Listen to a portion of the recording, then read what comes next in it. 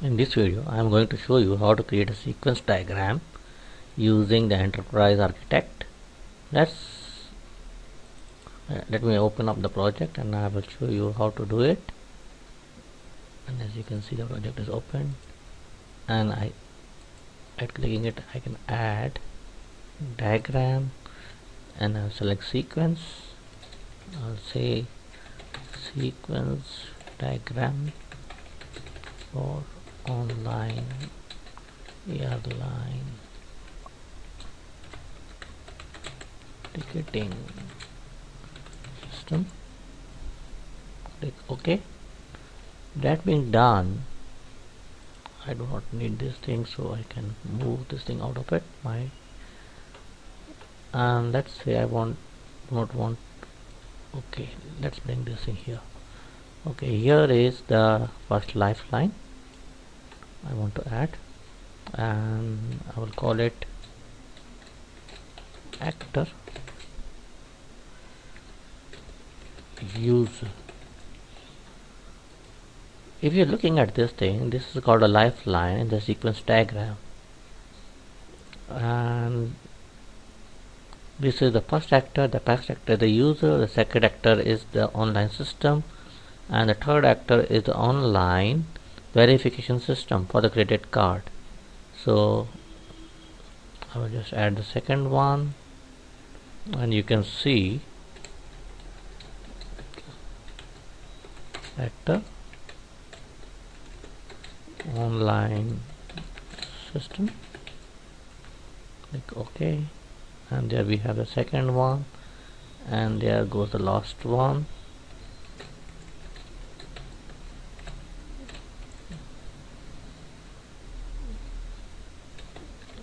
Online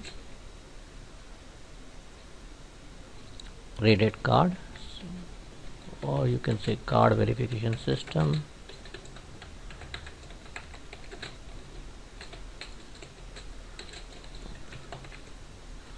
Click OK, and there we have. Now that has been done. Okay. Now what happens is that the actor starts search for the web for the flight. So let's actually, in this thing we have a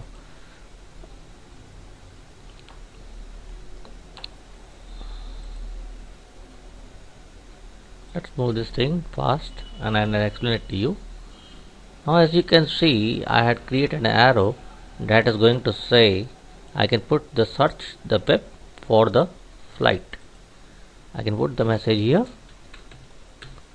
search the web for the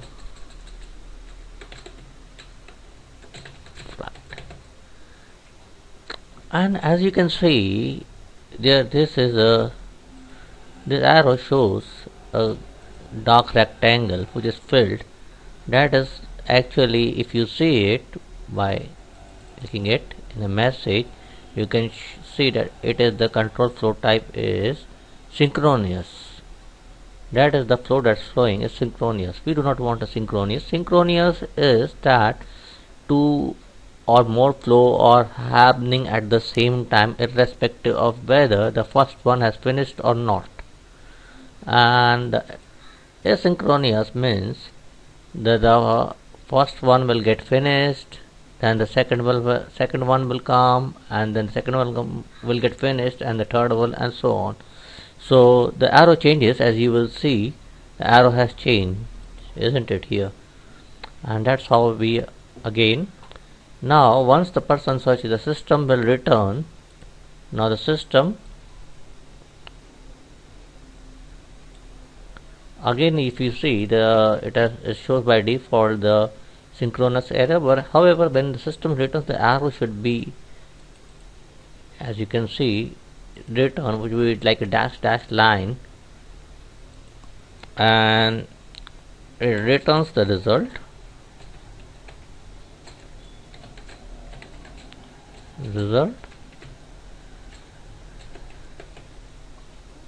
And I will say asynchronous. Now click OK. Now if you see, basically this the person will keep on doing it until many times, so we need to define this thing as a loop.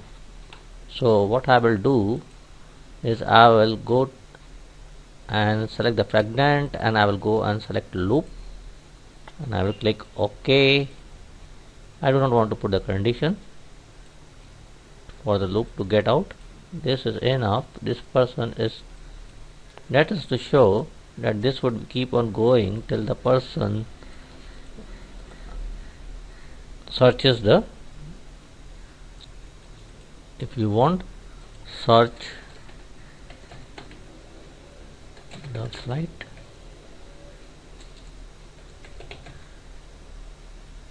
and I will say leave it as it is. The rest of the thing I can move a little bit up if I can, or maybe to the left. Okay, here is that's what's happening. So I want to move it to the left so that the arrow can be seen clearly. And okay, this is what will be happening here, searching for the flight in the loop. The person keeps on trying it again and again till the person gets it. Now he has actually got the flight, and then he wants to search the flight details. So he or she searches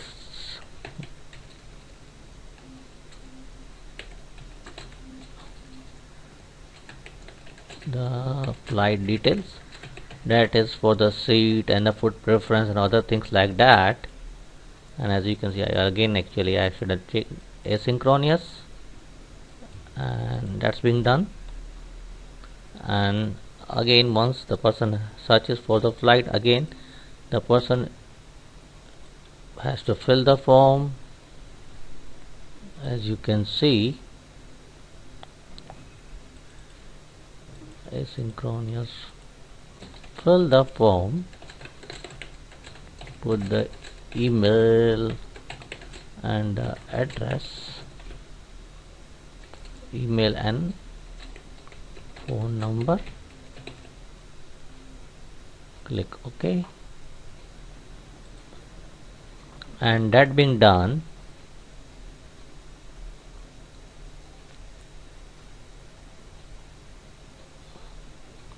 the system needs to verify the phone number of the person by the,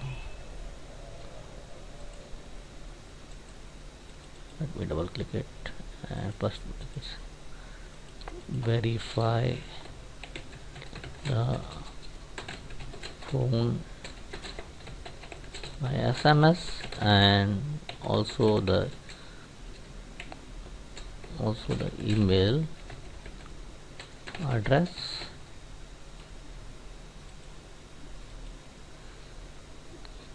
Once the person fills up, verifies,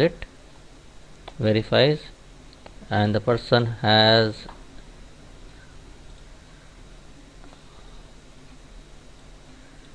verification acknowledgement has been done.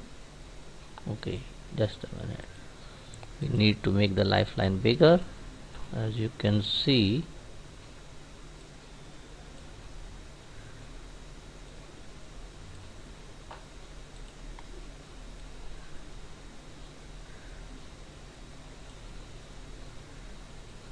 verify this should have been written, and then we can say is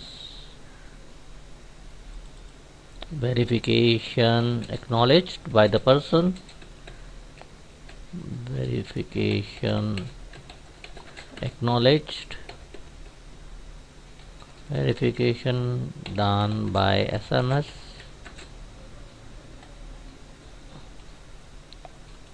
and we have and even the email. And that being done, now the person has to make the payment. So the person makes the payment,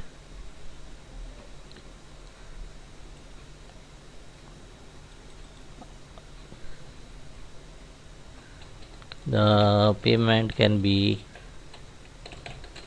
by credit card or PayPal, whatever that person wants to choose. Once that person chooses to verify, we need to send the card details to the card verification company. So card verification details sent to the respective party, asynchronous. Again here also asynchronous. Here again is method property, this is asynchronous. And once the card verification details has been sent, the company checks the order system checks, and you can see that is the message has been verified, card has been verified, card verified.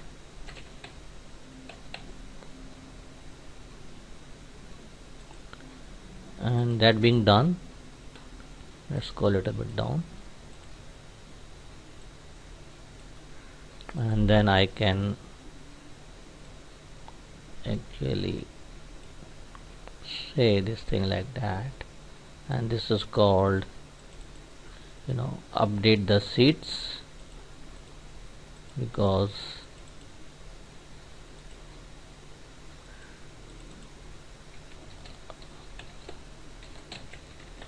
update seats, the airlines has to update the seat to the on the system, and then once the airlines updates the seats, it sends an email to the buyer,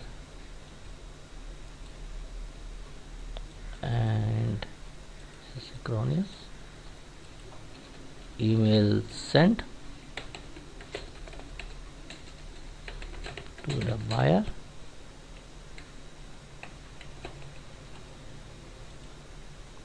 and once the card verification has been done, the seat has been confirmed, and actually this can also takes place here.